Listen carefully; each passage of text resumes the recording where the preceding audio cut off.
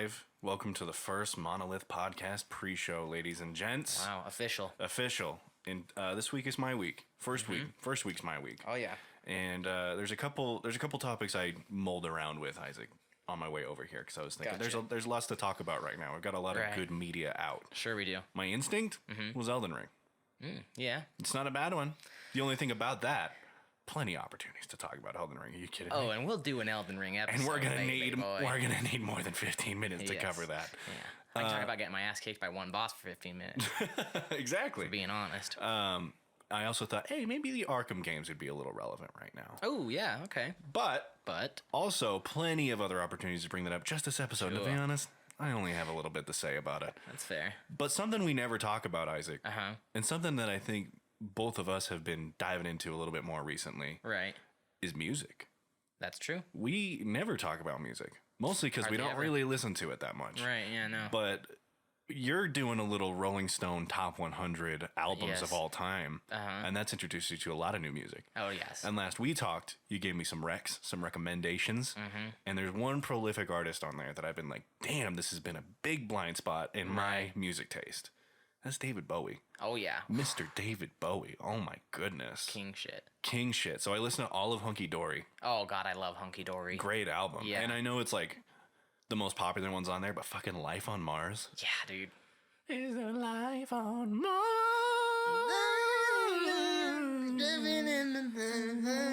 Oh, well. Yeah, great stuff. So great good, stuff. dude. Great stuff. I'll play a little clip of it. Yeah, play a little clip of it. I'll let you keep talking while I look up... what the fuck's it called? Life on Mars? Life on Mars, yeah. And I also feel like every time I hear a David Bowie song and I don't know it's David Bowie, I'm like, damn, this is good stuff. Who is this? Yeah. David Bowie? Of course it's David Bowie. Never fucking doing anything with the information. That's not David Bowie. That's not David Bowie. That's Crisp Air. It's a god-awful small affair to the girl with the mousy hair, but her mommy is yelling no. Let me find that part where he goes buck wild with but it. her friend is nowhere to be seen. Now Oh wait, nope, too far. 'cause I wrote it 10 times or more. It's about to be written again as I ask her to focus on sailors fighting in the dance hall. Oh man, look at those cavemen go. It's the freakiest show. Yeah, good stuff. Fucking so Great good. stuff. So good. Right. And so even I've found myself a lot these last couple of weeks just driving around at night, and I'll be happening to be listening to that. Several times I'll just replay Life on Mars, windows down. It's fucking Blaring, 9 dude. p.m. I'm driving down State Street. I'm going to Rancheritos. I got the burrito in the car. I'm yelling, oh, Right. just such a fucking great vibe. Opening song to that Change album. it. Change it. Great stuff. Face the strange changes. Now it is funny. You mentioned that I was on this list doing it, right? Right. This was the first David Bowie album to appear on the top. It's the Rolling Stones top 500 albums of all time. I wasn't going to listen to 500 through 101. That's ridiculous. I mean, I could. It's nothing. That's a 5-year stopping me, project but right there. I was like, I don't want to do that, right? That's too much. So I was like, I'll start with 100 and work my way down. So Hunky Dory was the first David album to appear, and I've since listened to 2 more. But Hunky Dory is by far my favorite. Still your favorite? Yeah, easily. That's his first one? It was the first one on the album. Oh, or I on see. the list, I mean. Like, I think it was like 87 or something like that. With artists like him that are so like iconic and classic, their discographies are really intimidating to me. Like especially with like Hunky Dory. Is like if you go on David Bowie's like Apple Music thing, you gotta look for Hunky Dory. Right, yeah, it's Like not even it's on not there. it's right. not on his like top songs or even his top album, as Right. far as I understand. And there's still really good stuff on there. Like I listened to Space Oddity today. Oh, so good, Yeah. dude. Just something about like just his voice and his energy. It's just so weird. Yeah, a little yeah. seductive. And he's just great. a cool fucking guy. He's just he's really artsy, and like a Yeah. lot of like artists I admire like just fucking love David Bowie. Like Hideo Kojima is like a fucking huge David Bowie head. And his last album, have you ever listened to Black Star? No, think but it's I called need Black to. Star. That's the one that he was like. It's like about like his Dying. mortality and It's shit. about isn't him it? dying, yeah. That's fucking And terrifying. You know who he said was one of his biggest inspirations for that album? Who? Death Grips. Really? Yeah. That's so fucking cool. It doesn't sound like a Death Grips album, but it's very experimental and weird. Yeah. But I love that album. That one's really sad. Yeah, I've been really into David Bowie lately for sure. I also listened to the Radiohead album you had me listen to. It's pretty good. It's also still really good. The only thing with Radiohead that I kind of feel like, and maybe that's my fault because I always listen to it when I'm like busy. A lot of the songs kind of blend together for me. Oh yeah, it just sounds like one like long song. Yeah, almost. exactly. It still sounds good. Like I really like Radiohead's sound. It's like a grungy, poppy sort of sound. Yeah. I really like it. It's like your dad's brand new. Yeah, exactly. Yeah, that's a good way to describe it. But no, they are. It has been good. It's just like I've also listened to a lot of music that I am like, I can appreciate this, but I don't like this. Oh, really? Yeah, like I'm not a big Bob Dylan fan. Oh, really? It's not for me. Yeah, I don't know. There's some Bob Dylan I'm like, yeah, I can jam to this. But most of his stuff, I'm like, yeah, no, let's turn that off. Yeah. You know whose album was surprisingly, well, I guess not surprisingly, I had never listened to it, but I was like, I actually really enjoyed this. Who is it? Was like Jay-Z's The Blueprint. That was actually a really good album. Yeah. Nas, Illmatic, that was pretty good. I listened to Dr. Dre's The Chronic. I don't really care for it that much. It's fine. It's not bad. Oh, I see. But I was just like, this isn't like outside of like the iconic songs from that album. I was like, yeah, it's all right. But no, I found some good stuff doing that. Yeah. I'm on number 36 right now. Oh wow, you're getting to the cranking getting to the real good stuff. Yeah. So we'll see what keeps going. But There's another album I kind of want to talk to you about that you listen to. oh yeah. And you get a little red in the face talking about it. Want me to intro it? Yeah, intro it. All right. That's the best way to introduce it. Yeah, so I told Jake, I texted him as soon as I was like, this album came up on the list, and I was like, here we go. I guess I'll fucking listen to this album. Sure. Then I get to the end of the album, and I'm like, damn, that's good. That's actually a pretty great album. Like, it's like, unironically, I was like, that's a great album. I don't know how else to explain it. But I did text Jake to be like, hey, you'll appreciate it. Oh, yeah. But it's is like, I don't know how, which one should I start? What should I play? I'll let you pick. Oh, definitely this one. Oh, sorry, I picked it for you. No, that's good, that's good. Here we go, folks. This is what I was listening to.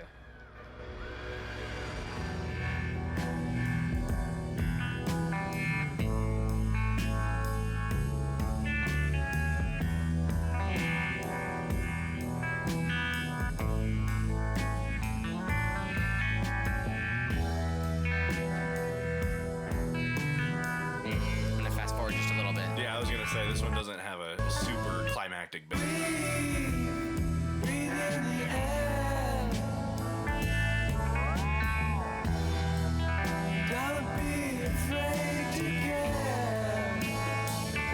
Music that just makes you feel like you're already high. Yeah, exactly.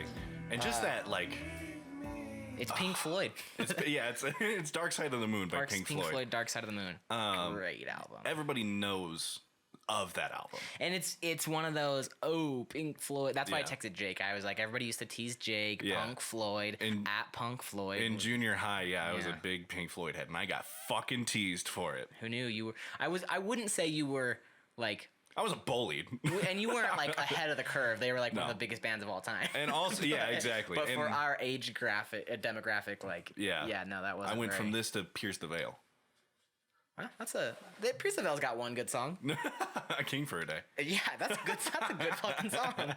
But yeah, it's funny because after I listened to him in like junior high and stuff, I didn't really go back to it just because like my music taste had just kind of started evolving on its own. I was mostly just listening to that because my friends liked it, and I liked it too. But it's funny to listen to that album now because when you talked about it, I was like, I could listen to some of that, and I did like all day that day. I was just listening to it. And I was like, this is fucking good. It's still fucking good. Yeah, but it's especially funny to listen to songs like that where just the themes of that music and like the sophistication of it is just so it's so funny to imagine a little 14-year-old me being like, this is good. Breathe in the air. Yeah, exactly. Yeah, I love this. And I'm not even saying that from a perspective of like, oh yeah, as a kid I knew all about drug abuse. But like just mostly it's just funny for me to listen to that now and be like, oh my god. Yeah, these are like fucked up. I definitely did not understand that when I was a kid. And it's not like I also do like it's not that I was like anti this just because I was like anti Pink Floyd in general. Like the first Pink Floyd album I had ever listened to, well, I didn't even really listen to the album, I guess, but when we went and saw The Wall, the like film version of the album at the Tower, doesn't leave a great taste in your mouth. No, and it's like it's got a lot of stuff that it's for sure edgy, but it's like the way it has aged is like that was the wrong choice. Quite unfortunately, for sure. Like quite an unfortunate aging. It was not a good idea actually to get real Nazis for this. Like fucking Jesus Christ. And it's very just like man, women are the blight that's of my wrong. life. Yeah. Yeah, So exactly. I didn't love The Wall, but Dark Side of the Moon, I did really like it. You know what song on it just gives me such a nostalgic feeling? Not even necessarily good nostalgia, just like, wow. When I heard it, I was like, this is that fucking album? That is insane. And it reminds me of playing Resident Evil 2 on my PS1. That's a pretty sweet memory to associate it with. Yeah. I can't imagine it being Pink Floyd, though. Money!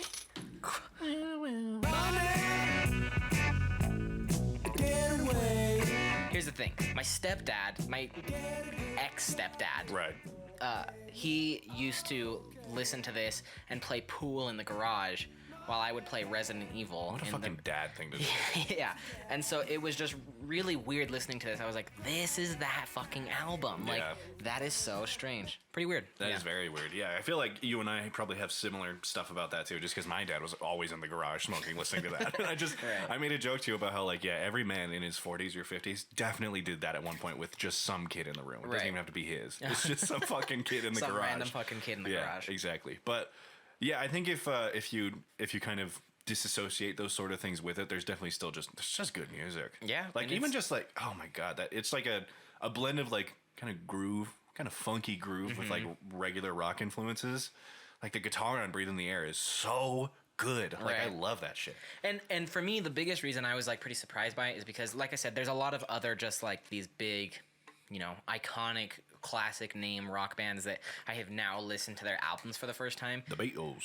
Nope, I haven't listened to a single Beatles albums yet. Yeah, I mean, obviously they I fill have. out the top 10. Sure, I'm sure they are. But like, I have listened to the Beatles, of course, but I just mean like on this go through, there has been 0 Beatles so far. That's interesting. But like, I've listened to Led Zeppelin. Don't care for Led Zeppelin. No. I used to love Led Zeppelin as a kid too. I just don't like that sound. And then like Rolling Stones, they've got a couple okay songs, but like I'm just not like a fan of like rock and roll, I guess. I don't like rock and roll music or hard rock, whatever the fuck hard rock like is. Like the Vietnam era like rock and roll music and stuff like that. I feel like when you put it that way, I'm like, no, that's cool. But like I only like a select few of them. Like I really like Jimi Hendrix. Yeah, Jimi Hendrix is fucking But see, awesome. that's like psychedelic rock. Yeah, exactly. So that kind of like more like air, but like the one where they're like, I'll play you a Led Zeppelin song that I'm talking about and just be like, this is fine music, I guess. It's not bad per se. It's not my favorite kind of music. Iconic, right? This is the album I listened to. I was about to say, it's Stairway to Heaven. Yeah, right? Like, this is a good, obviously, this is a good one. I do like this one. But, like, Sometimes all of us. so that one's good. And then, like, I can't remember this one. Let me see. Gonna make you sweat, gonna make you groove. Like, just like that kind of, like, they're fun, but it makes me feel like I'm playing Guitar Hero 3.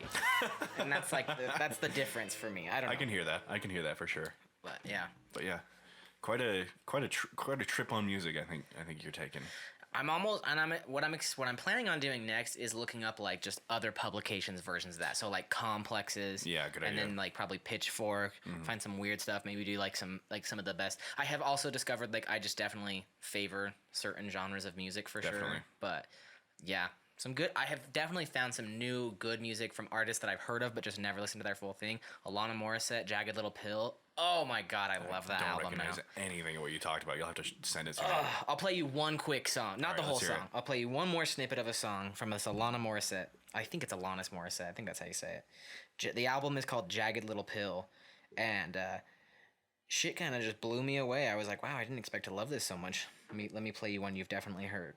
Okay, here we go. I want you to know that I'm happy for you. I wish nothing but the best for you both. I know the version of me. Is she perverted like me? Would she go down in a theater? Does she speak And then I'm trying to let me see. I'll play you a part. Let's see.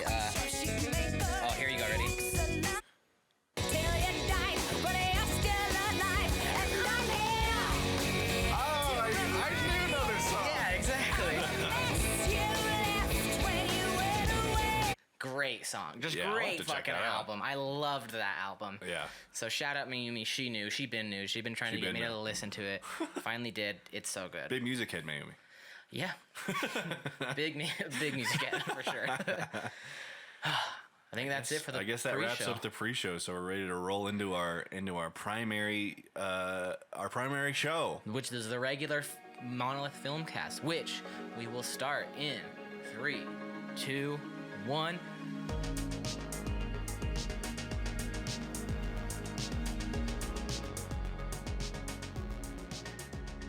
Welcome to the Monolith Filmcast. That's it. We took this whole break. I could not think of a single new thing, like a new intro. So Right. it's still a work in progress. Right. But welcome back. If you're a returning listener, welcome for the first time. This is the first time you're ever listening to it, this is the Monolith Filmcast. I'm Isaac. Across from me is the bull Jake. The bull? That's what Dave and Deb always say. You know, I actually just found out they're not saying bull. They're saying bull. I thought it was bull. I thought it was too, but they spell it B-O-U-L. I don't know. Interesting. I don't know. I think it's really funny that Philadelphia people use John as like a noun, but also just means woman. Yeah, Which is a little bit bad. Like, you see a man, that's a bull. That's a bull. But a John, that's a girl. Yeah. But also anything that's a physical object is also a John. Good point. Which is kind of bad. Yeah. It's not like I don't blame Dave and Dev. They didn't Yeah. make up the Philly vernacular, but I was it just pretty really funny. not expecting you to call me a bull just now. You threw me off my game. Throw The me in bull again. Jake. If you are justice, please do not lie. That's pretty good. Thanks. This week, we are going to be diving into the Batman 2022 from director Matt Reeves. Now, to address the elephant in the room, or I guess the absence of an elephant. That sounds rude. I didn't mean that in a bad way. If you're a returning listener, you'll notice we're light one voice. Ethan is not on the podcast at the moment. Right now, it's just going to be me and Jake handling business. Two-man show. It's a two-man show for now. Or Eiffel Tower in this So we're spit roasting this table right now. this podcast. Yeah, exactly. Yep. So buckle up. Buckle up But for that. yeah, there we go. There we go. We're going to talk about Batman, but B-man. before we get there, we have got Buttman. so much. He's a Buttman. Mm-hmm. Is he? I don't know. We'll get into it. But we have a bunch of new shit to roll out for this episode. I don't even know where we start. I think the first thing that we do is, I don't know, do we save some of it for the end? How do we go about this? We'll say it like this.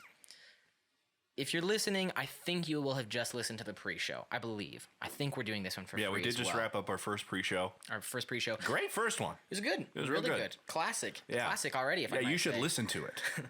I think it's gonna be free though, so I don't know. I don't know that anyone's gonna miss out. But just in case it's not free, the reason you don't know what we're talking about is because Monolith Filmcast is officially launching its Patreon, folks. Here we go. Here's the thing, folks. It's a two-man show right now, and we're just a couple boys who love watching movies, love talking movies, and I do love to do it, but shit ain't free either. And we would love a little bit of, we're not an advertising show. Obviously, we plug Letterboxd every goddamn 40 seconds in this movie. Or not in this movie, in this podcast. John. But in this John, yeah. But we don't have like advertisers, and we're not big enough to have advertisers regardless, but even if we were, on the principle of the thing, we're anti-advertiser kind of a thing. So, in order to do that, though, we decided to launch a Patreon. And Jake, do you want to speak to what some of those Patreon exclusives are? You need a minute? You need me to let you pull it up still? Yeah, hold on a second. Okay, I'll keep going. So, we're launching the Patreon, folks, and we're going to be giving away some new stuff. We've got big, exciting plans for the Monolith Filmcast. We're finally taking this next step. Here we go. This episode, I don't think we're actually recording. We're not doing the multicast or whatever. We're not filming it. But going forward, we're going to figure out the best way to do that. We kind of, we used our break to kind of test out a couple different things to do it. Still trying to land on the correct way to do that. But by the next week's episode, we should be back up live on YouTube and everything like that. So here's what we're going to do. we're releasing this Patreon. To give you a brief synopsis, and then we'll go into some details at the end of the episode. I'll just do that for now, Jake. I'll just do the details at the end, okay? Wonderful. Wonderful. We've got a 3-tier structure going on. First tier gets you access to the episodes a day early and unlocks the 15-minute pre-show that we're going to start doing at the beginning of every episode, which is just a random topic that one of us is bringing to the table. The second tier gets you both of those, as well as twice monthly, I think is what we decided, bonus episodes that are going to be about 30, 45-minute bonus episodes about something else. We've already released one free one. We'll release another free one with this episode, which will be a Batman spoiler review, because today's episode will be a non-spoiler review. And then our third category, our third tier, gets you all of that, and it's just general love and support, baby. It just means you really love the podcast. We'll give you a shout-out. We'll shout you out on the podcast and everything. But yeah, we are launching that Patreon. We will be giving the details out. Obviously, it'll be posted on everything and all that, but we wanted to get that out of the way right now. Tell you guys that we appreciate you listening so much. If you've been with us for the last 70 episodes, if you're one of the day ones, we love you. And just to be clear, our regular podcast episodes will just be they'll as always regularly be free. Scheduled. It's Exactly. just some extra stuff we're pulling together, having fun with. Exactly. You can expect a couple more diverse topics, a couple more, just general shit we want to talk about is going to be on there. Rather than sometimes the topical stuff. shackles of being a film podcast really weigh us down, and we are like, we don't get to hear ourselves talk enough. Exactly. We think that our opinion isn't out there enough, and so we're like, we need to free ourselves from these shackles so that we can talk about some more other stuff. And now we can, Isaac. And now we fucking can. So, without further ado, I think we're ready to roll into the regular show. Oh, I thought you were doing the Law & Order song. What is in the newsroom? Ooh, here we go. We are back at the newsroom, folks. Extra, extra, read all about it. Read it while it's hot. We really got to get a soundboard, It'd be great. so we don't have to just keep. If only there was doing a them. simple way. If only there's a simple way to implement one. Yeah, we'll have to figure that out. I think we have one bit of news that I can really talk about. I don't even know. There's one bit of news that we've even sent to the chat. Yeah. And everything else, we're not going to catch you guys up on the last month and a half's worth of news. Are you kidding me? I don't even know what's the biggest news that's come out. Batman came out. Yeah, but I mean news-wise. I'm going to close this window. This airplane is roaring loud right now. Fill him in, Jake. To be honest, I feel like things have been pretty quiet outside of releases, right? Like, I mean, we got Oscar stuff coming out. That's kind of, that's the most current event happening in the film culture right now. We did I feel do like, a whole episode which on that. we did already talk about. So, I mean, on top of that, I mean, I can't think of anything super significant. That's all right. It's going to be a short newsreel today because there is one bit of news that we got to talk about. The Alien franchise has been resurrected by the Evil Dead and Don't Breathe director Fede Alvarez. I guess you can call that Alien Resurrections. I guess you could. I guess you could.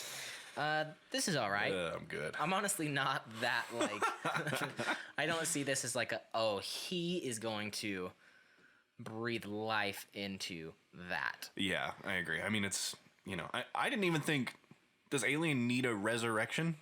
Because it's... I mean, I was a fan Covenant. of what Ridley Scott was doing with it, and everyone else hated that, so it's kind of... I really like Covenant. Right. I enjoyed Covenant quite a bit.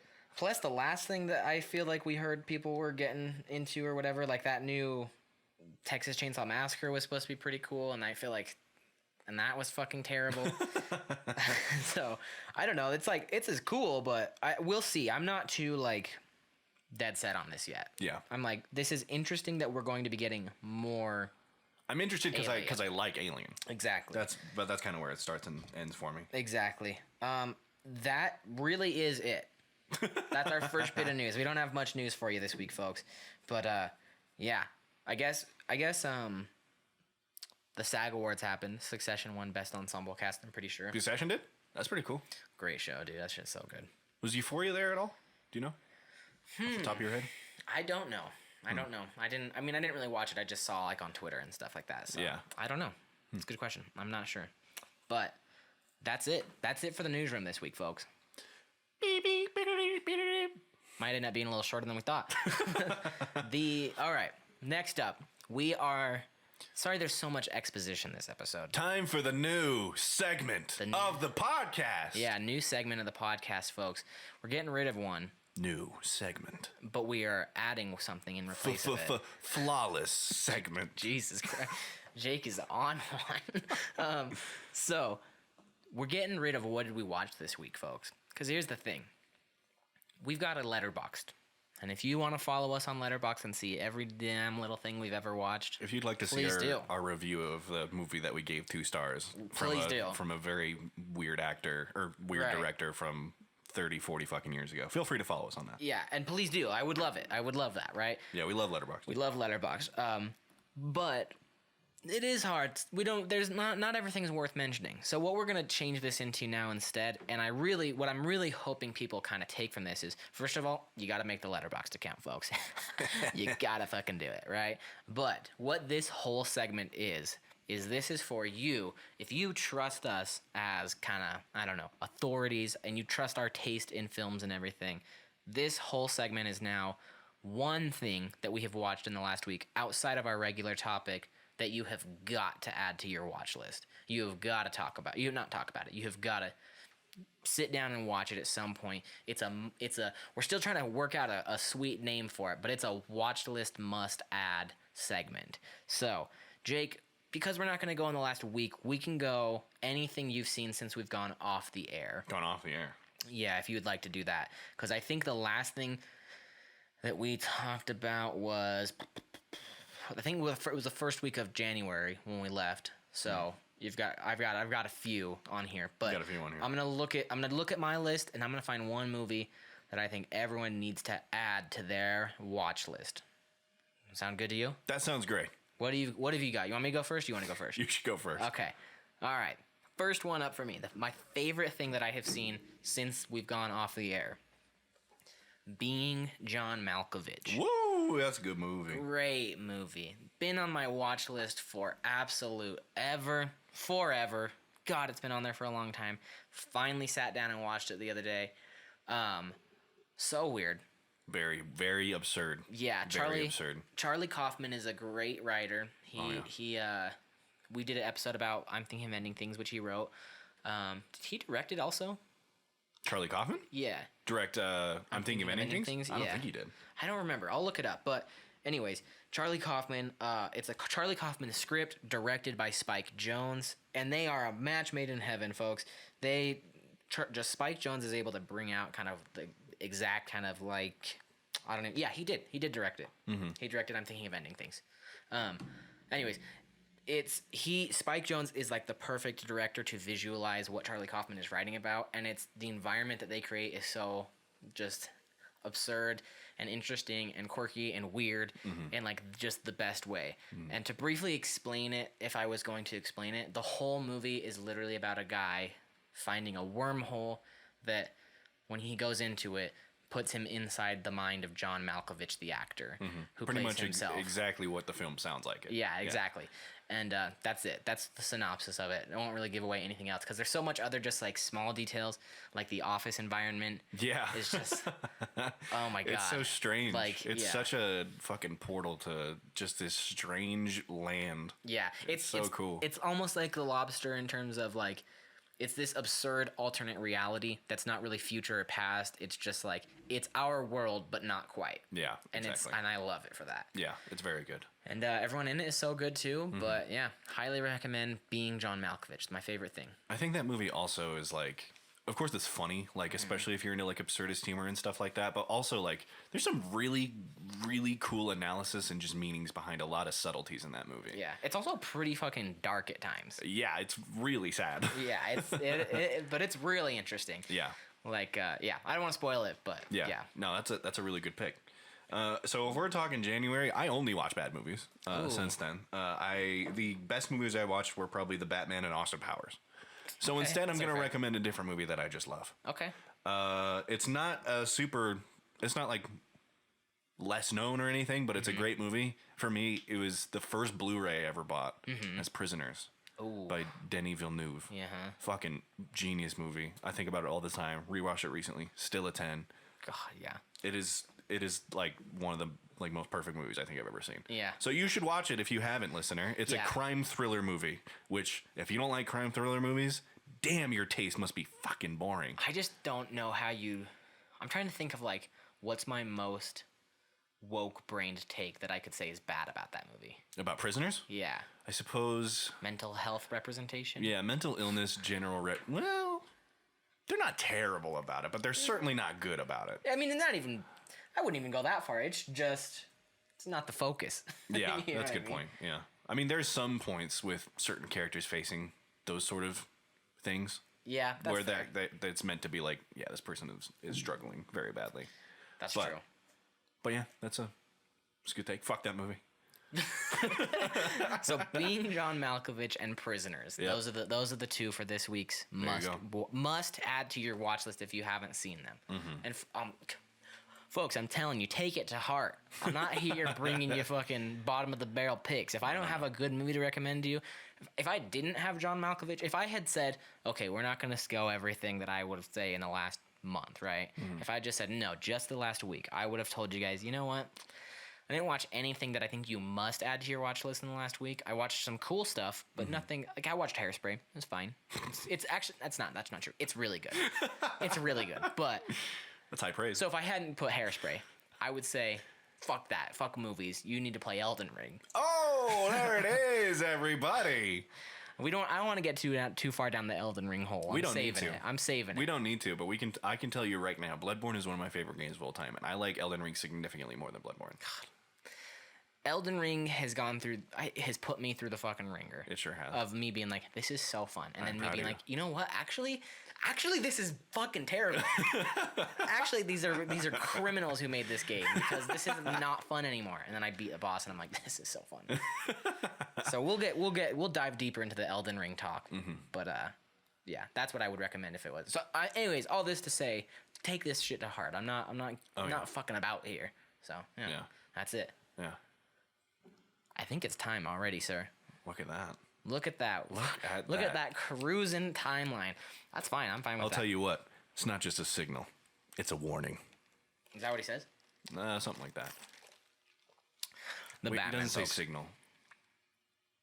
It's not just. I don't know. Whatever. It's something It along doesn't the matter. lines of Something signal. like that. Right.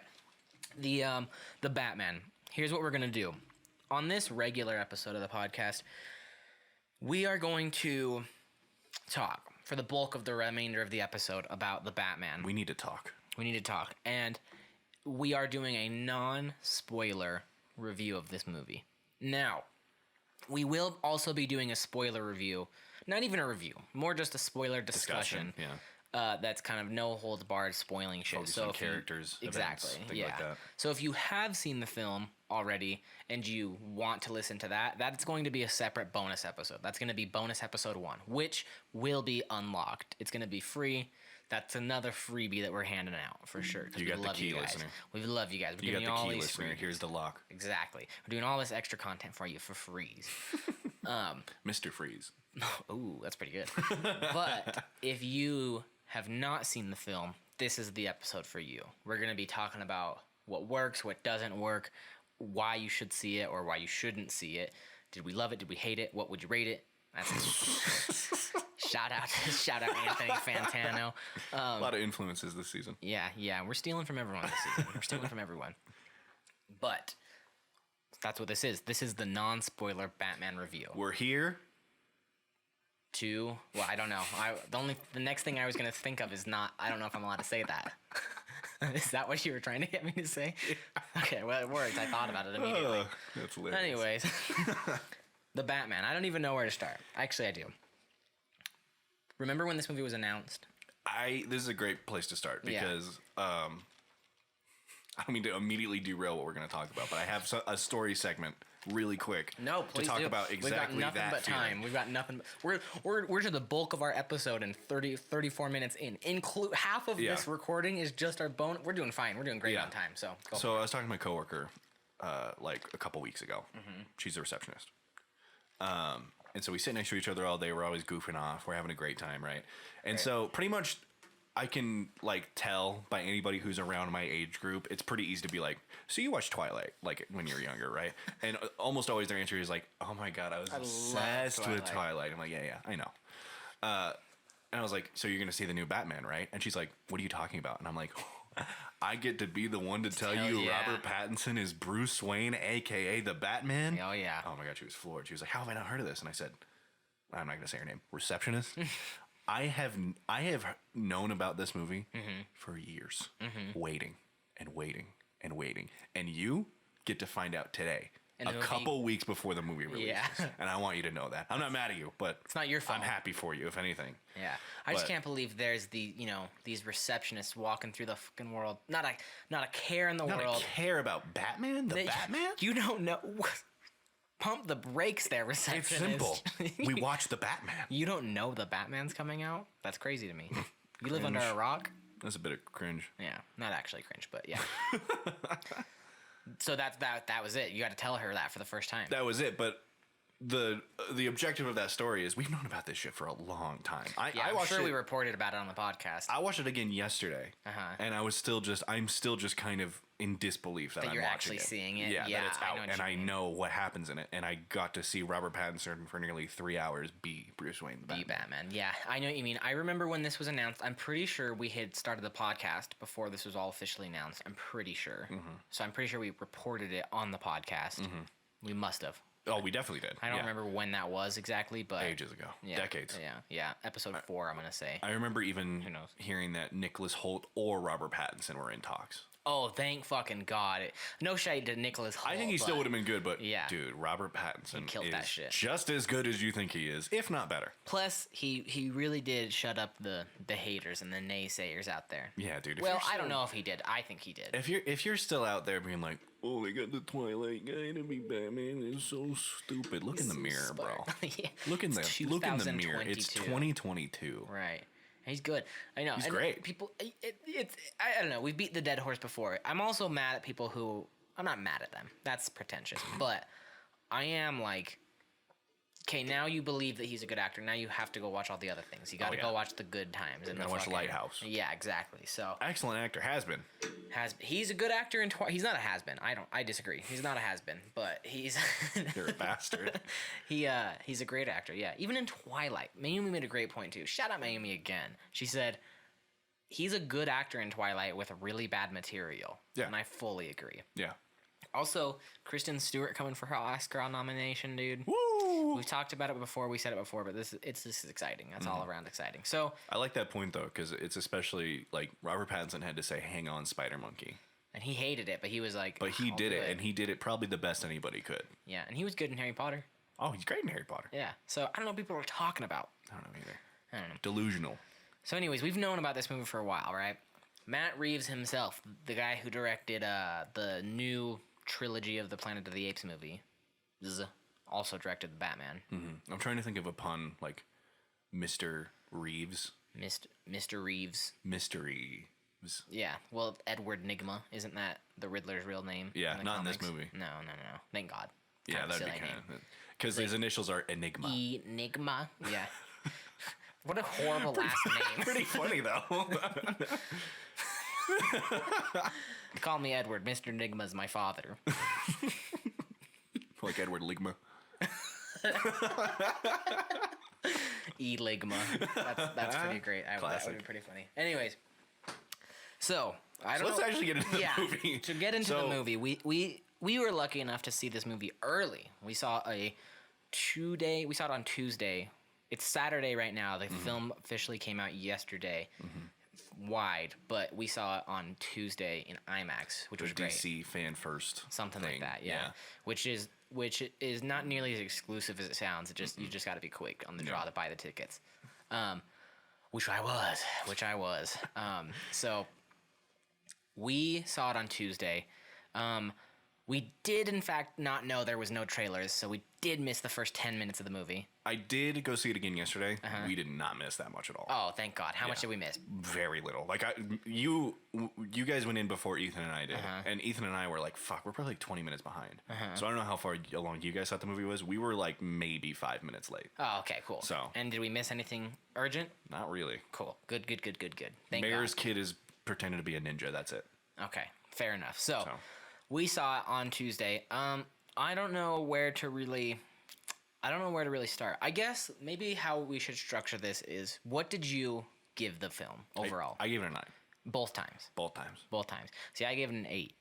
I was the lowest rater out of the group. No, you're a hater. That's fine. Yeah, I'm an 8er hater, and that's why I gave it an 8.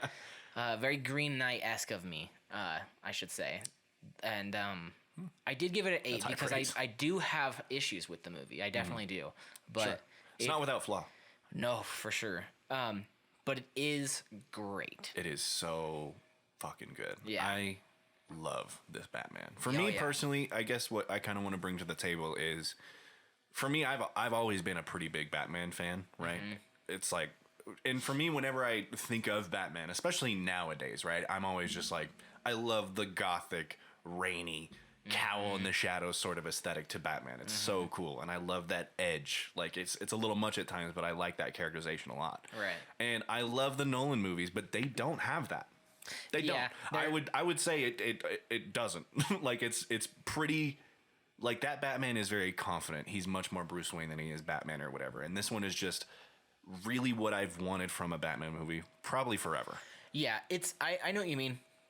I think in comparison to like the Christopher Nolan movies, is Christopher Nolan's Batman, the whole idea of that was, it's weird in hindsight to think about it, because I feel like when we were kids, that was kind of my intro to Batman. Like, I had seen like the 90s Batmans and stuff, you know, when I was a little kid, but not to the point where I was recognizing these as like, oh, these are very campy and comic booky. Like, it was just, oh, that's Batman, right? Yeah. So when I saw Christopher Nolan's, I was just like, oh, this is really good.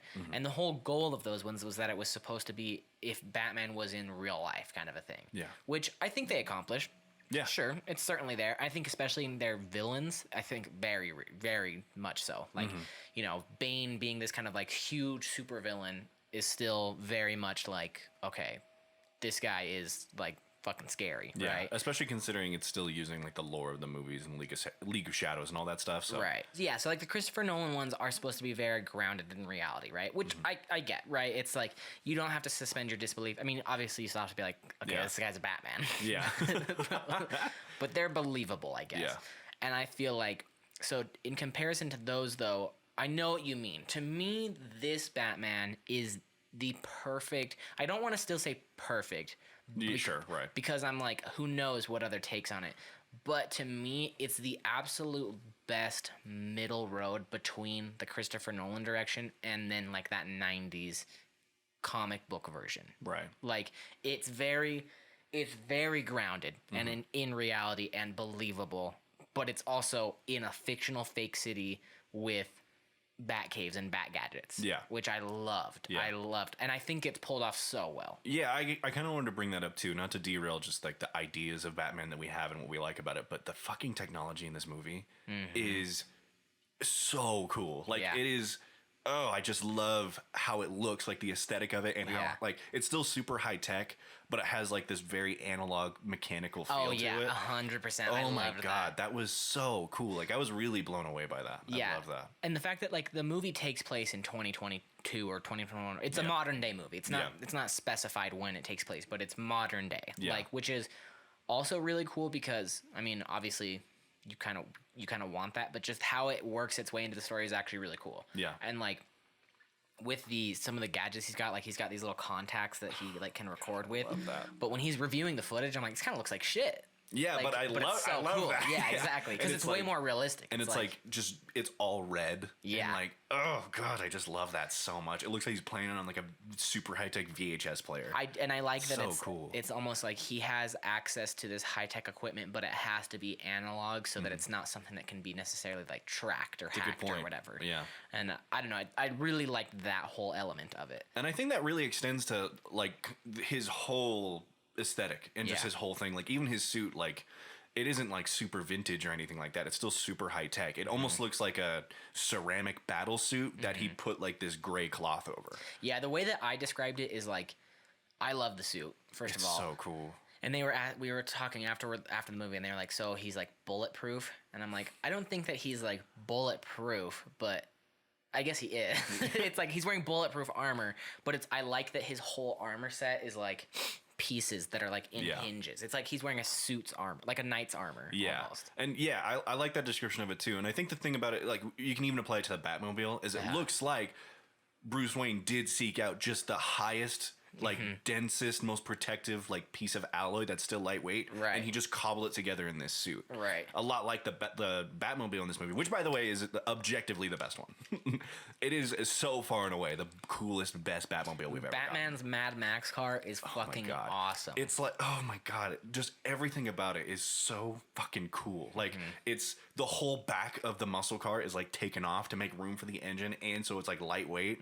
The noises it makes, it's like oh my God, it's so cool. It's so cool. Like, looking. I just feel like all that stuff across from like the regular iconic stuff you associate with Batman just has this new sort of vibe with it, Right. and it applies to literally everything. And it's like the vibe I've wanted for a long time. Yeah. Like, even just it's kind of like I think a lot of people are going to walk away from the movie either like really liking this part of it or like being like, this is way too much. But like, he is just so edgy. Like, oh my God, yeah. and it's like, He's it's the emo almost boy. annoying sometimes, but for me, I love it. Like, he is literally listening to Nirvana twice in this movie. The only, honestly, maybe this is my first like ants. I have no problem with the characterization of Bruce Wayne in this. I think it's really cool. Yeah. I do like a less confident Bruce Wayne. Me too. And I do like I love Christian Bale as Bruce Wayne as well. I think Christian Bale is probably the best Bruce Wayne. Let me think. Yeah, I think if we're excluding Robert Pattinson for the time being, I think Christian Bale is a much better Bruce Wayne than he is Batman.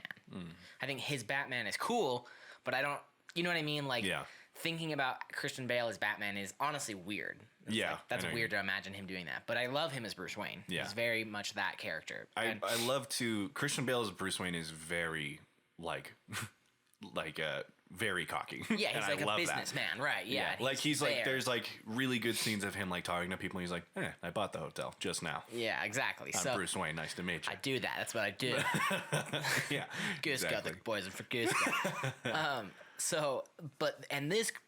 This Bruce Wayne is very unsure of himself. Now, the only thing I really didn't love though is like his money. That's the only campy kind of comic booky part of it that I didn't love. Is I didn't love that like, oh, his manor is like a fucking grand mansion on a hill that looks like this old. Like, I was like, okay, that's a bit much. Like, just the part where he like comes downstairs and he is in his big t-shirt and he's just like the fresh berry. I was like, okay, this is too much. Like, I don't know. That was really hard to match those two, especially to like his technology. Yeah. Like, I almost wish that this Batman was like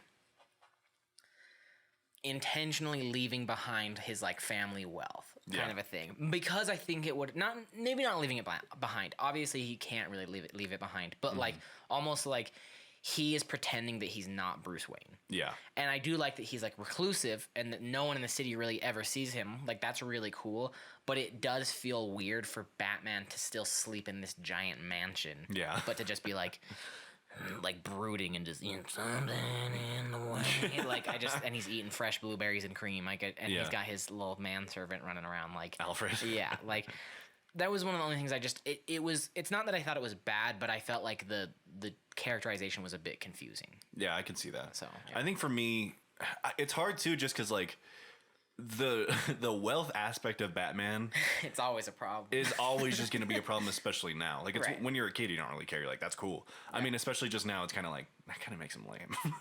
Well, and like I mean, not lame because I like that like this character gets to just do whatever he wants because of that. Right. But just at the same time, it's just so hard to not make that a part of his character at that point. I don't know how I would feel, because part of me would feel like it's so antithetical to the character if Bruce Wayne is not that. Yeah, exactly. Like, so I think this movie does a really good job of, they let him still be a billionaire or whatever, but like there's genuine moments throughout the movie where he is kind of called out for being that. Like, Yeah. even to the point where some of the things aren't directly his fault, but it's like, well, you still have to kind of answer for that legacy kind of stuff. Yeah. Without getting into spoilers, stuff like that. You know what I mean? But part of me would love if it's kind of like Spider-Man, almost in the opposite direction, whereas like Spider-Man, part of the issue is that He's not making his own suit with fucking scraps. scraps. he's getting fucking billionaire tech. But with this movie, it's like he has this kind of really handmade feel to everything. But it is But weird. with a billionaire's budget. But he's a billionaire's budget, right? Yeah. So I almost wish it was like, I don't know, different. Like I don't quite know what I would expect. Like what I would almost love is that a plot twist for this movie would have been that Bruce Wayne is like an old. You know what I would love, and I'm sure there's a comic line of this. I'm not making this up, and so I might just be stealing this subconsciously. I would love a storyline where Bruce Wayne is like a decrepit old man who has been Batman, and so maybe he hadn't even been Batman, but Bruce Wayne is a decrepit old man, and he is funding now some other Batman. Batman Beyond. Is that what that is? Yeah. Okay, that sounds right. So it's great too. That's kind of, and I feel like that's what this one takes some inspo from. But I don't know. Yeah, It was just hard. It was that was like I didn't have an issue with it necessarily, but I was like, I was kind of lost on that. So. I actually kind of like that you brought that up because his just attitude and his personality really, to me, there's some real Batman Beyond energy going on, which I really like. Like he's very like young still. He's really new into being Batman without going too into spoilers. It's adopting a lot of 2 years. Can we say that? 2 years in. Okay. And he's a lot of this story is coming from a lot of different comic lines and like just taking certain bits out of it and putting it in there. And I like it a lot. I think it works really well. And it has just this. It's. I know when we're talking about like how like gothic and edgy he is, you might have an idea of this Batman that's just like, oh, so he's like a nihilistic asshole. But it's not really how that comes out, and I really like that about it. Like I feel like I know what you mean. He's like a teenager almost. Yeah, he's like a angst. Nah, I don't even know. I don't know how to say. He's definitely angsty. He's like, what the fuck is the singer of My Chemical Romance?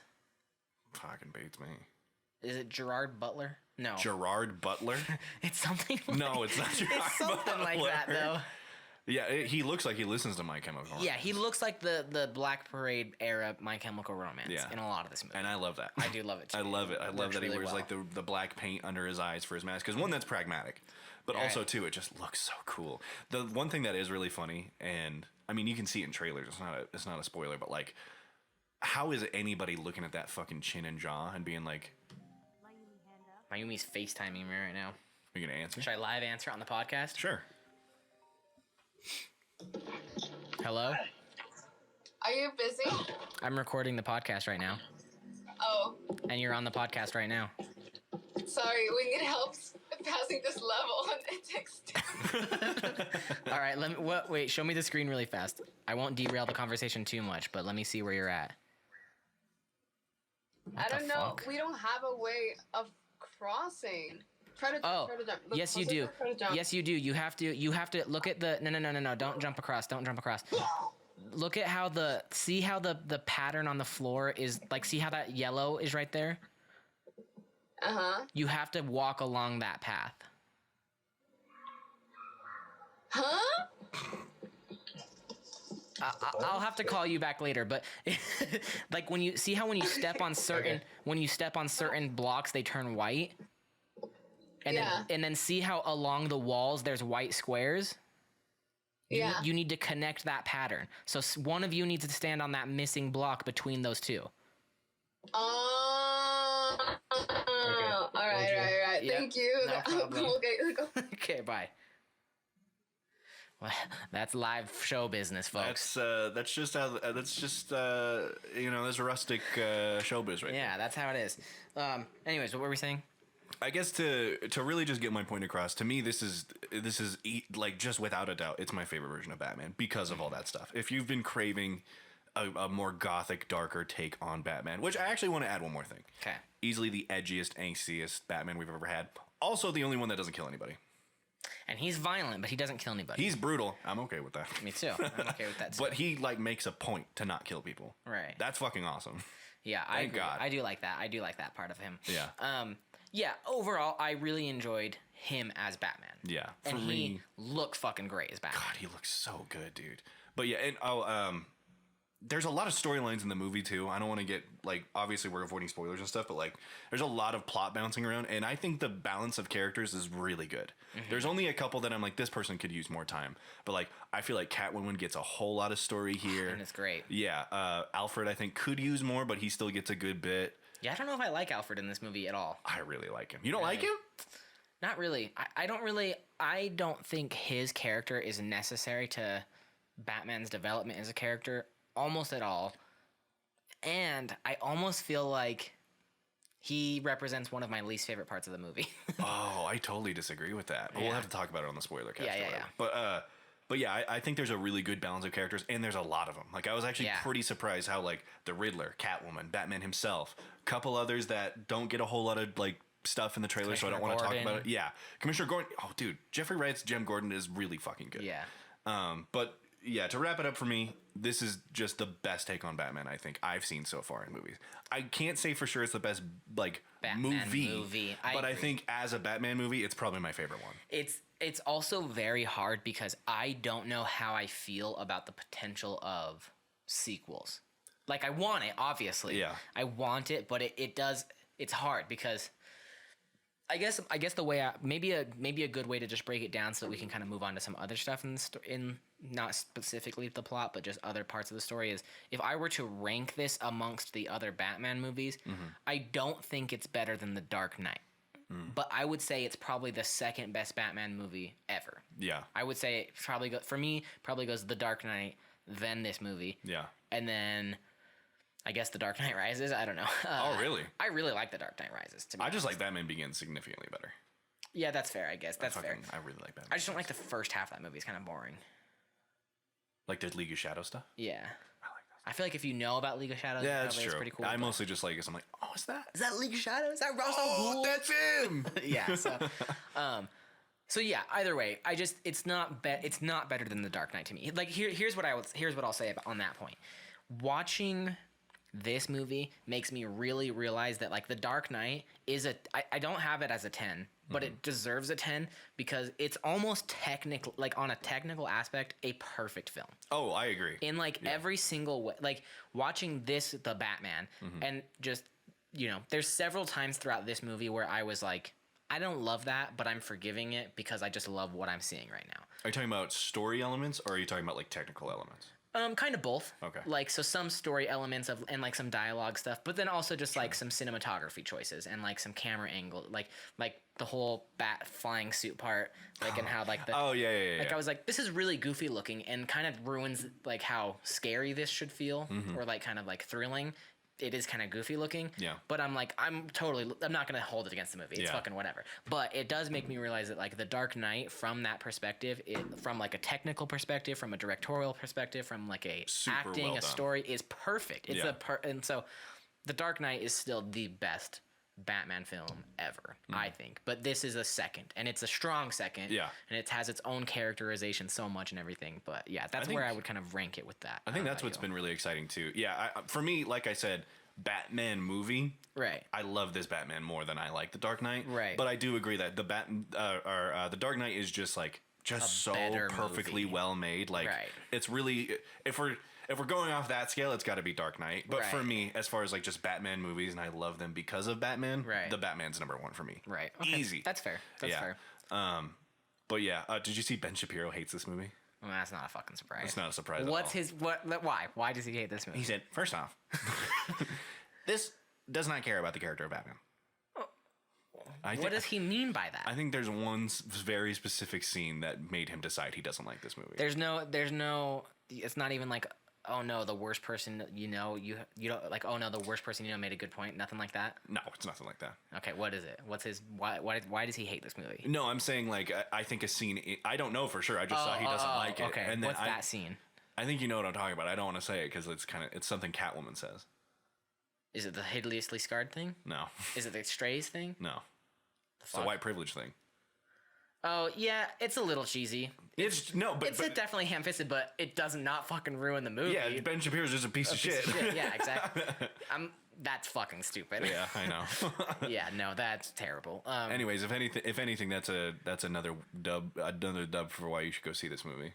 Yeah, exactly. Fuck Ben Shapiro. That is a good point though. Here's I think just a key. Maybe to dive, I kind of want to talk about some of my problems with the movie so that I don't spend the last half of the episode talking about that. Yeah. One thing I want to say. Yes, go ahead. If we wrap up in like an hour, like at the hour 10 mark, I'm good to do the spoiler cast today. Yeah, same thing. Because I think that if we just talk about this for the next 10 more minutes and then go into because we still have to do this, which will probably take like 10 to 15 minutes. Oh, you're also, right. I forgot about that. Okay. Yeah. But because right now our regular episode would be 45 minutes long, which I don't have a problem with. But I'm just saying we have the time. We do have the time. Let's do it. Okay. I guess a big issue that I kind of have in general with a lot of these movies is it's not that I want everything to be written politically. I don't, right? Yeah. I'm not asking for that, and I'm not critiquing the politics of Batman. Like, I mean, I do. Obviously, I do whenever I watch these movies or whatever, but, like, you know, I do take it with a grain of salt. My issue, though, is what is genuinely ruining a lot of movies, and I'm not saying this from, like, politics are ruining movies for perspective, but not even misinformed, just, like, heart in the right place, but you don't actually really know what you're talking about politics, ruin a lot of moments for me. Lid pilling? Yeah. Just, like, things, agree. like, people being, like, I'm going to try and be radical. Like, the fact that Catwoman is like, we can't let these white men. I'm like, you're not wrong, Catwoman, but you are a working class sex worker. That would not be the thing that you are primarily worried about. Yeah.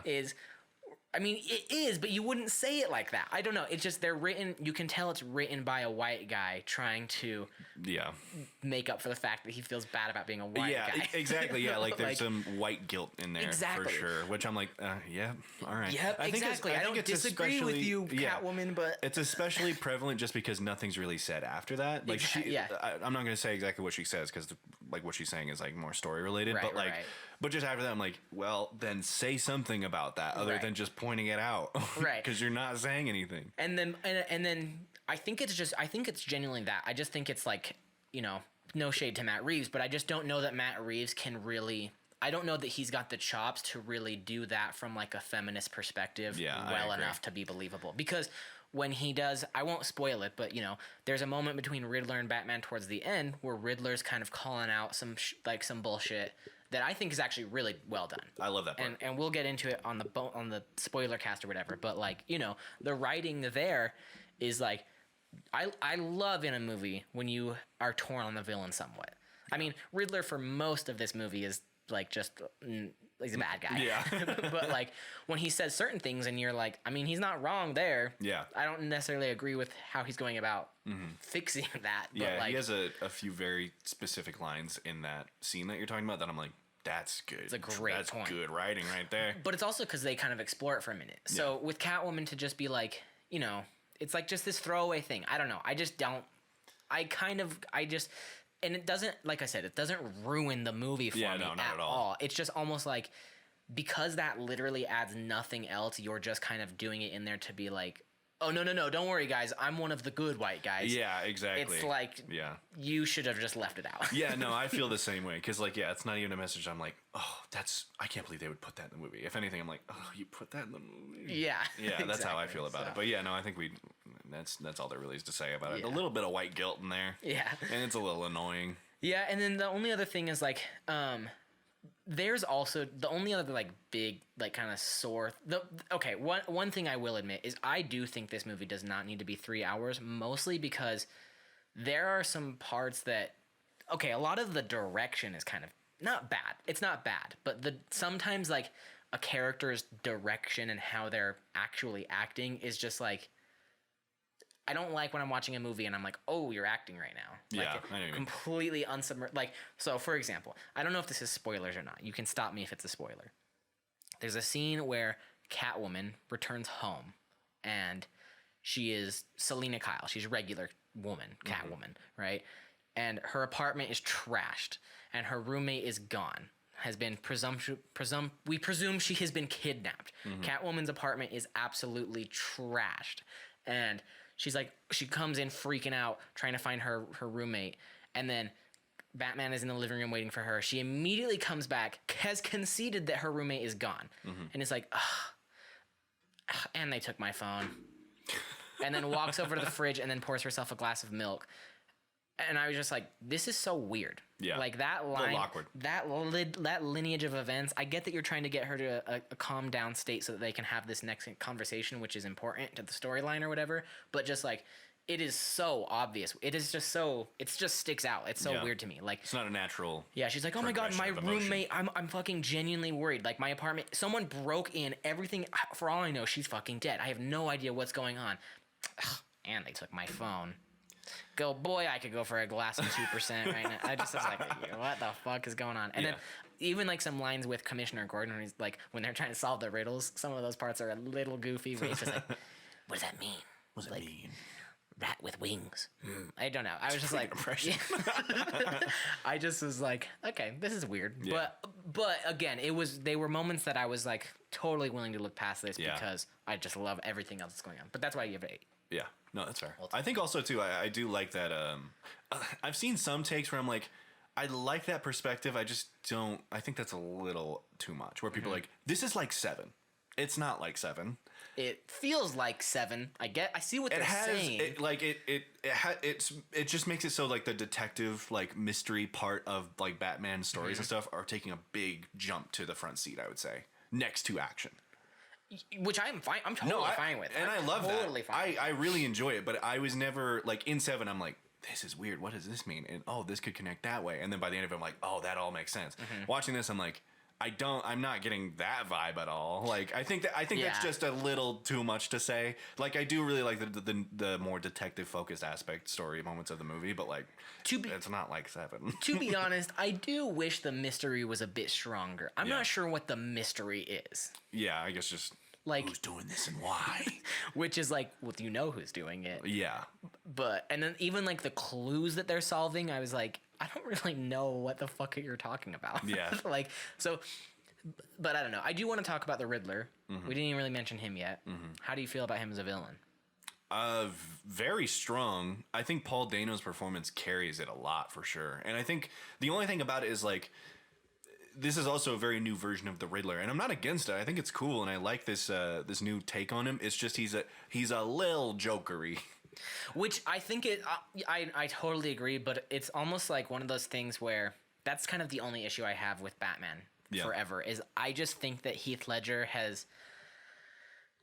I just don't know how anyone ever is a villain in a Batman movie ever again. Yeah, because it's always going to kind of be like that or in comparison to that. If you're ever a good Batman villain again, you're always going to be compared to Heath Ledger. And if you're a bad Batman villain, it's so much more noticeable because you were not nearly as good as Heath Ledger. And I don't even mean that it's specifically with Heath Ledger, but I mean like just the Riddler is like crazy now. Yeah. he's very like all over the place and stuff like that. I will say I didn't. Well, maybe that's too much of a spoiler.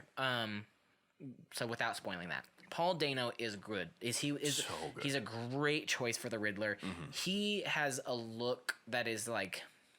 I mean, it's just the way he actually looks. So I don't want to be too mean, but he's frightening. Yeah, it's a little mean, but he's a little wormy looking. Yeah, he just looks like a creep. Yeah. So I love him. I do. I love the man. I love Paul Dano, but he's a creep. And it's like definitely heightened by just how he's acting too. Yeah, like when he's acting normally, obviously he's not fucking scary. Right. But like, yeah, just that on top of just the personality he's acting with. Right. It is chilling. It's yeah. And yeah, so I feel like. I don't know what else to really get into non-spoiler wise other than to just say like it is really great. It's great. It's long. It is a detective Batman story, which is very cool. Very welcoming. Very cool. Very welcome. It's a gothic Halloween opening scenes Halloween night, which October is amazing. Oh, great stuff. Tuesday. Great stuff. Yeah, it's great. Love a lot of the stuff. I love most of the characters in this. Could do without some of them for sure. Specifically like Faccini or whatever his name is. Falcone. Really? Yeah, he's fine. I thought he was great. I thought he was like one of the best parts of the movie. I just don't. I think that's where I get kind of lost on what the plot. I can understand like, that. I'm just kind of like. I think it definitely helps to have an understanding of that character already. Yeah, I definitely also think this movie kind of suffers from the, maybe overcomplicating its own plot for no real good reason sometimes. I see. Like some of the plot reveals, I was like, wait.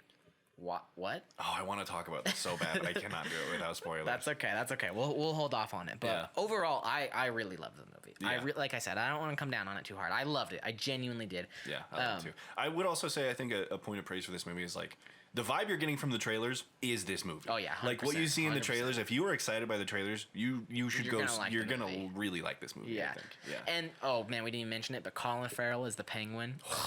Dude, he's amazing. He's so good. I love Colin Farrell, dude. He is unrecognizable in every aspect of this movie. I'm really impressed by that. Yeah, it's really good. And Like, he's not in a great- bad way, just like he is very fucking good at what he does. 100%. But yeah, I don't know. Everything else is great. Everything else, like from a visual perspective, a lot of people are complaining the movie's too dark. I think it honestly might be again a projection issue because Yeah. did you see it in IMAX the second time? The second time we saw it in a regular theater, and it definitely looked worse. But that's just because IMAX looks really good. It was Right. a little dark too, sometimes, but not enough for me to be like, I can't see what's going on. I can still see stuff. Because a lot of people are making fun of the movie for how dark it is, like actual dark, like they Yeah. can't see the screen. Like lighting wise, yeah. But when we saw it, I felt like it looked great. it looks great. Like it's dark for sure, but I feel like the whole thing is about in the shadows, and I thought it was lit properly for that. Like Yeah. the things that need to be seen are clearly seen, and then there's lots of shadows and dark spots, but it's and like that might for also that. come down to a projection issue. I think it's mostly that. Yeah. Or watching it from home. Like Yeah. Yeah. Like I think people are kind of misunderstanding how like HDR works on their TVs, which Yeah. isn't their fault. It's it's fucking complicated for Yeah. no reason. But because I totally agree. If Netflix has something in 4K HDR, it is impossible to see what's going on. Yeah. It's fucking terrible. But apart from that, I don't fault this movie for that. I think visually it looks great. I really love how it looks. All of the designs, the character designs, they were kind of, some of the people we were with were kind of making fun of Catwoman's costume and her mask. I loved it. I thought it was so cool. I mean, it's kind of the same thing with Batman too. Like someone was gonna bring up earlier, it's like, you're telling me nobody who's that close to Batman is gonna recognize Bruce Wayne's chiseled fucking jaw and chin. Yeah, I know. Are you kidding me? I was thinking about that and I was like, I do like that though. Like I was looking at the Christian Bale Batman design. He's got a small mouth hole. does he? I love the jaw and chin. Like in how much of his cheeks it shows and everything. Yeah, I love that. Oh yeah, you're right, because not Ben Affleck. It's Christian Bale's, literally like, just a hole around his hole mouth. around his mouth. Yeah, and it makes more sense in the sense of like, yeah, You're covering up your face. You're covering up your whole face, but yeah, I don't Oh, really care and that I much. love. Holy Holy shit! fuck! I love the collar. Oh, me too. God. Yeah. Yeah, just So like good. even just the smaller like design choices, pretty much all around. Yeah. By the way, I don't want to get into it too much. Sound design is so good in this movie, dude. Yeah. His footsteps. Oh, That, that's like, so good. Almost like a cowboy, like with, Yeah, with it sounds fucking, like spurs on his yeah. boots. Oh, So good. Oh, that's so good. And Yeah. the Batman theme, fucking iconic, dude. Please play it. Okay, let me find it. Like for me, that's like just the core aspects of Batman in this movie are so goddamn good, dude. So menacing and intimidating and scary. Like I love the Bale's Batman too, and he can be like frightening, but I feel like a lot of times, Is it this one? yeah, Oh yeah, that's right. and it swells at really good moments too.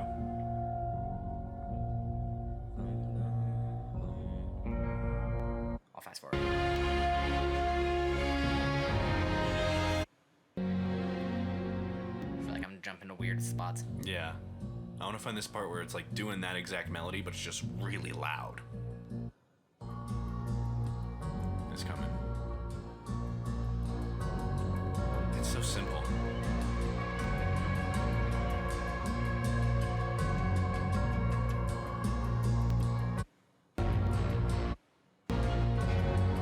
Right here. Here we go.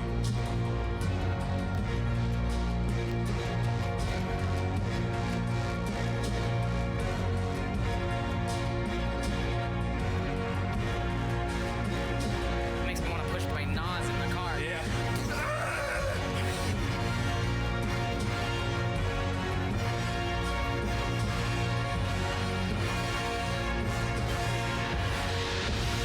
Oh yeah! Louder!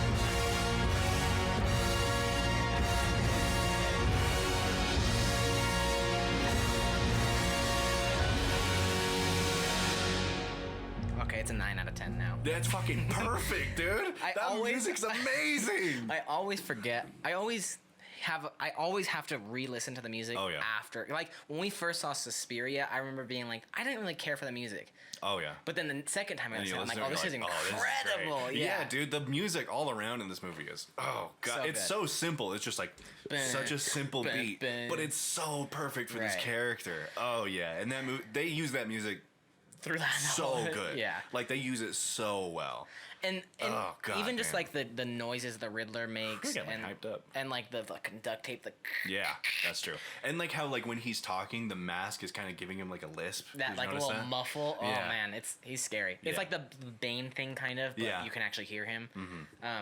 Yeah, overall, it's really good. That's so fucking dude. good. I love how often Batman's also not in his bat suit. Yeah. Just, I love that. Yeah, that's man. even when he's doing Batman shit, kind of like if Yeah. he's like stalking somebody or doing some recon, he's got this fucking cool like half mask Yeah. on, still has some like paint on Dude, his I eyes. love that. I love that. God damn, yeah, a lot of if anybody in the audience has read Year One, like the Batman one, there's a lot of that stuff here. Like even just how he like writes in a journal in the comic book too, like in cursive. Right. And I noticed on my second time he's writing in cursive, like That's in his pretty journal, cool. which is just cool. Yeah, cool little detail. Yeah, just a lot of care for Batman, I think, Yeah. in this movie, and all of them do. But this one is like, even Robert Pattinson himself. Like I've watched a couple interviews of him just talking about it. And he's just a big fucking Batman fan. Right. Like he said, he would like look into fan theories and like what people love about the character, and he would like take that in. And That's cool. yeah, he's just a big fan, and you can really tell. I think. Steven asked me if I was going to watch it again, and I was like, I don't know. It's kind of long. It's 3 hours long. Yeah. And I was like, it's kind of long to rewatch in theaters, but I'll for sure watch it again once on HBO. Would you recommend seeing it in theaters again? I mean, I would wait a little bit longer, but I did want to watch it again this week. Like Right. yesterday when I saw it, I was like, "This is cool." But I will say in the theater, I'm like, "Oh man, we're only to this part." This is a long movie. Yeah, it's a long movie, and Yeah. I don't know. Like on one hand, I like how long it is, just because I really like the movie. Oh, I'm sorry. But- I know we're trying to wrap up, but one thing I did want to point out. It's not a critique of the movie, but I'm hoping that we get an alternate version of this. It feels like this movie was supposed to be rated R. I can kind of see that too. But Matt Reeves has said he never intended for it to be rated R. There's just so many parts that feel edited away from. Yeah, I do agree with Like that. some of the Riddler stuff feels like the whole rat trap thing. Also, the Riddler is literally Jigsaw in this movie. He is. Yeah, there's some big jigsaw inspo for yeah, sure. like the whole rat part. No fucking idea what happened to that guy. Like You see a picture of him later. I know, kind but of, it's you don't still really like know. what exactly is. I feel like they filmed that for sure. And then also the guy's thumb. Oh, yeah. They they show their reactions to it. Yeah, and you can kind of see it. It's just like But, blurry. I'm yeah. actually kind of surprised they got that in and still had the PG-13 rating. 'Cause Yeah, so there are. So I feel like I'm hoping to eventually get a director's cut. Yeah. Kind of a thing. I'm wondering if that will solve some of my issues with the The movie Matt as well. Reeves The Matt cut. Reeves cut. Yeah. Oh God. But movie. but yeah, good stuff. And Great speaking movie. of Paul Dano being Jigsaw and the Riddler and all that shit, Mm-hmm. he's a classic Batman villain. Oh yeah. And that leads us into our final topic of the podcast, our final segment. Unless there's anything else you want to talk about. Nothing else. All right. Our final segment of the podcast. And this is a new one, folks. And, we got to give credit where it's due. This entire segment is entirely lifted, inspired, and co-signed, I will say. They did give us the blessing on it. The Cruise Control podcast. One of my favorite podcasts, Double right? D. Double D Cruise. The double C. Oh, double Dave and Dev. Duh. Yeah. Okay. Yeah. Their names. I think. CDCD almost. Shut up. Anyways, Dave and Dev from the Cruise Control podcast. This is something that they've done on their podcast before. I loved it. I was always like, damn, that's a great idea. And, I asked them, I was like, we're thinking about lifting it. How would you guys feel about that? They were like, of course. So shout out to them. And I'll probably call it the Cruise Control top 5 segment from here on out. 'Cause they're sponsoring in honor of them. So this is the first ever Cruise Control presents Monolith Film Cast's top 5 segment of the episode. Let's go. So this is going to require some audience participation. Basically, me and Jake are going to give you our top 5 of said subject, and we will have you the listener, vote on it, whether it be on Instagram, Facebook, Twitter, YouTube, however you're gonna do it. You can text us personally if you really don't want people to know you're a fan of the podcast. But so we're gonna dive into this top 5, and then you guys at home will tell us. The topic this week is the top 5 Batman villains, whatever that means to us, and we'll give our kind of pieces for it. I took it in a specific direction. I think Jake took it in kind of a different direction, but overall, we're gonna dive right into it, and I think it'll be a good one. I'm excited for this. I've been looking forward to this new part of the podcast specifically because I think it's gonna be very good. You're gonna get creamed, Roman. Don't say that to me ever again. Okay. We don't have a winner from last week because it's the first time we're doing it. So who is gonna? We're also gonna figure out a way to. I'm gonna keep a tally of this, and we're gonna have to do some sort of payoff at some point for this. Good time. So we'll see. We'll start with this one though. Who wants to go first? Isaac, you did a lot of the legwork on this one. I'm gonna let you take the reins. Go first. Take the reins. Number 5. Number 5. Yeah, drink up. Oh man, that's pistachio juice at the bottom of that. Wow, that's too sweet. Oh. Number 5 for me, the 5th best Batman villain of all time. I went with a weird one on this one. I was trying to find one that I was like, I don't know much about this guy. I tried to look up his bio a little bit, but I was like, he's cool. And there's so many iconic ones who I was like, yeah, they're iconic, but are they actually a good villain? No. Okay. But I put this guy here because I think he represents. I'm putting him here as basically a stand-in for, the unsung Batman villain. Okay. So number 5, I'm going Professor Pig. Professor Pig. I almost put him on my list myself. Freaky looking dude. Real freaky. Real scary serial killer guy. Dresses like a pig. Carries like a little kind of looks like Leatherface. Hacksaw kind of thing. Yeah. Yeah. And he represents for me kind of how I looked at my list is I'm representing these characters or these villains to specific kind of iterations of them. Okay. And Professor Pig to me just stands out as like, the Arkham game cameo kind of villain. Like you find a note about this person in Arkham Asylum and it's like they're not really Arkham Knight. Oh, I didn't even fucking know that. That's stoked. In Arkham Knight. Cool. Very play cool. Those games. They're really good. I know. I have still only ever played Arkham Asylum. They're great. They're really great. One Elden Ring's done. Maybe I'll hop over that. Asylum is my favorite one though. I'll get to it. Yeah. But Professor Pig, he's a stand-in for all those other weird ones too. Fucking Calendar Man, Mad Hatter, all these weird guys. But Professor Pig, he looks cool. He's freaky. Don't know much about him, eh? He's really freaky. He will basically do cosmetic surgery on people who are just unwilling to do it.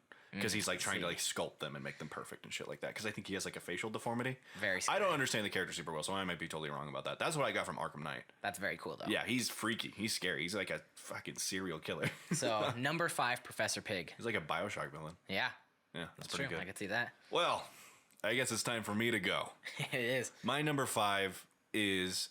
I think we get a lot of representation of him in Batman media. In fact, we even got a tease for him potentially in a movie a long time ago before Battinson was even cast. I really like the design of this character. I think he matches Batman mostly on the front of just like tactics, like when it comes to combat and stuff like that. So it's always really cool to just watch them fight. It's Deathstroke.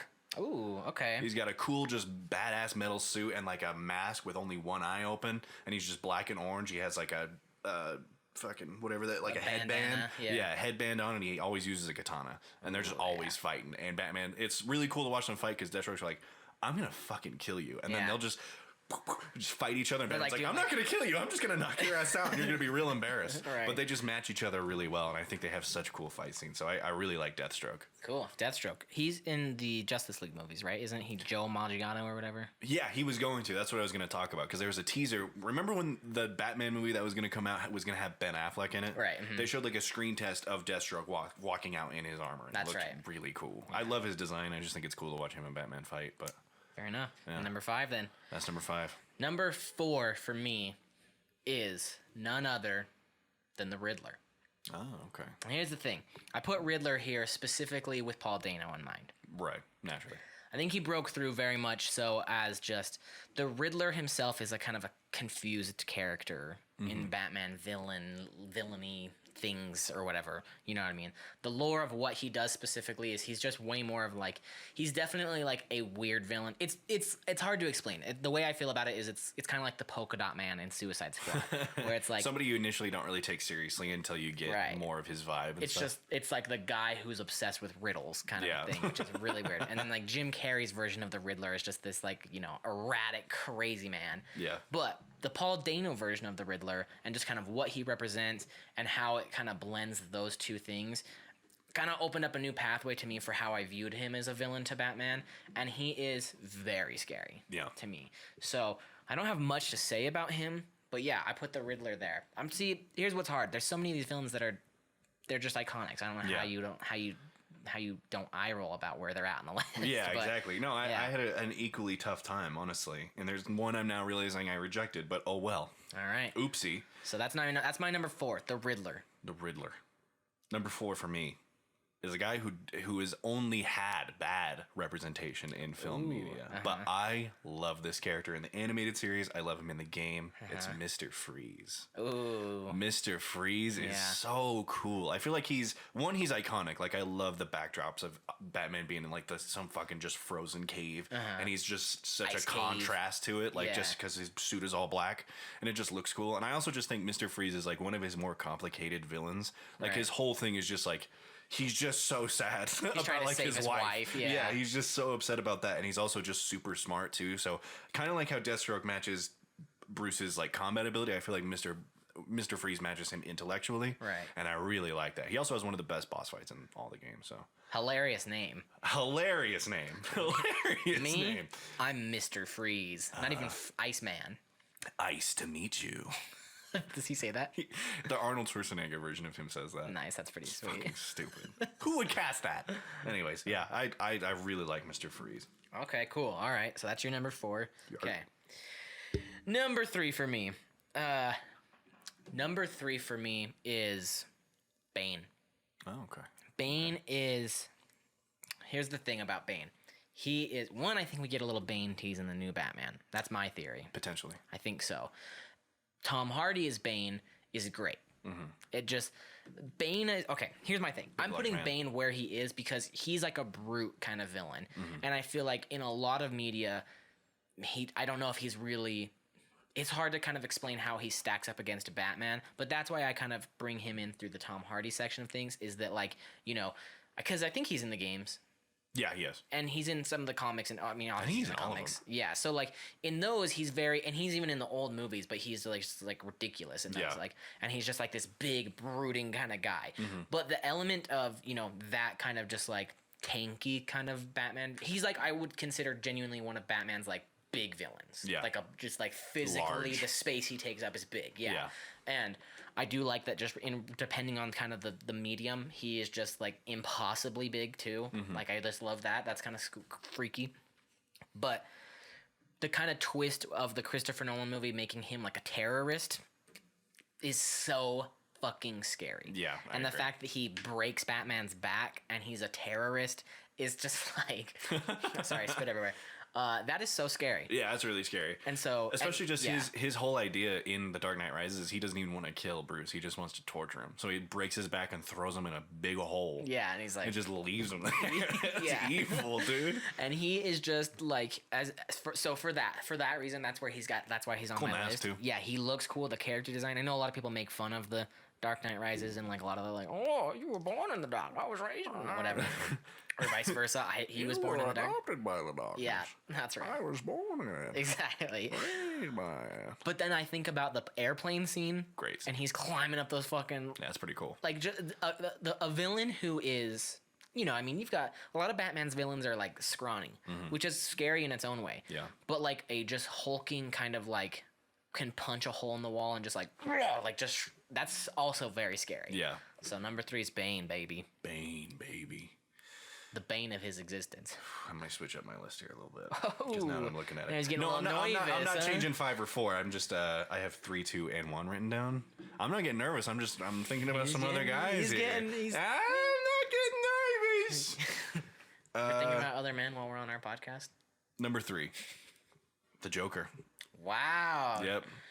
Okay. Here's the reason for it. He's getting interesting. Here, he obviously has, I think, some of the best representation in most media. Right. He also, it's kind of a double-edged sword because there's also a lot about his character and his vibe that has just been kind of malformed into like a gross, annoying thing to me now. But I know what you mean. But so that's why he's not higher on the list. I still consider him a top 3 Batman villain, though. Like if we're talking Mark Hamill, Heath Ledger, Joker. one of the best easily. Right. Some great representation there. Obviously, the contrast of Batman is great. Like, if the kind of theme for my list here is that they're matching Bruce or Batman in some other way, and this one I think Joker matches Bruce Wayne's just psyche. Yeah, he's like the opposite, I would say.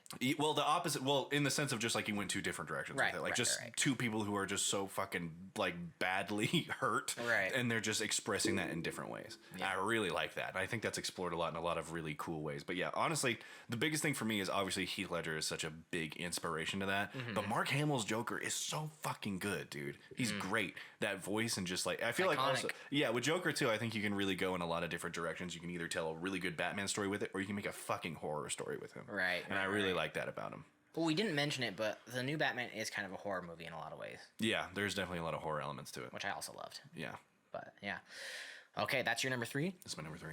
Okay, number 2 for me. Let me pull it back up. Number 2.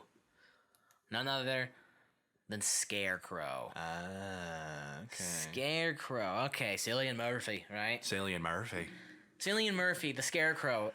Even Scarecrow in the video games. Great.